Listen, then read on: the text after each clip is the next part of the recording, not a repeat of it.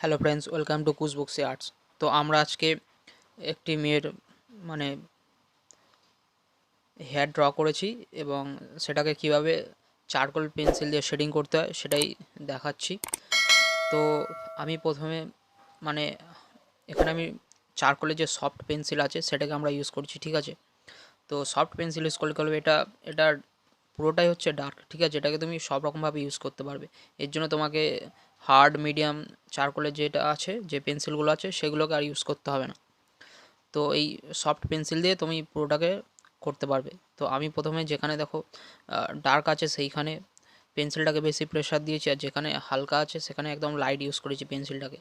Dark জায়গাগুলোতে charcoal পেন্সিলটাকে বেশি use করেছি ডার্ক করার জন্য, আর যেগুলোতে হালকা একদম লাইটের যে শেডিং পড়ছে সেখানে একদম লাইটলি ইউজ করেছি। তো তোমরা ছবিটাতে দেখতে পাচ্ছ।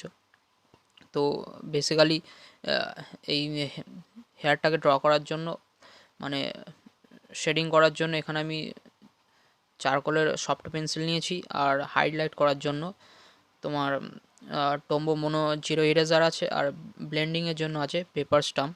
তো এইগুলোকে ইউজ করেছি।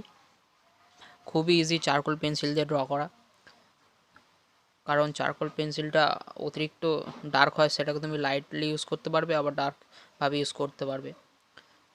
তো এই একটা পেন্সিল দিয়ে তুমি পুরো শেডিং করতে পারবে, কিন্তু গ্রেফাইটের বেলা একটু ব্যাপারটা অন্যরকম হয়ে যায়, তোমাকে অনেক রকম শেডিং দিতে হয় তারপরে হয়।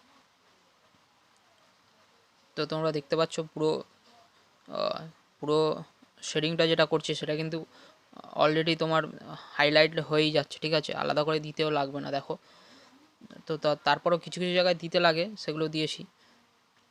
তো তোমরা ভিডিওটা পুরো দেখতে থাকো। ভিডিও ভালো লাগলে তোমরা কমেন্ট করো, এরপরে আরও অনেক রকমের এরকম শেডিংয়ের ভিডিও নিয়ে আসবো।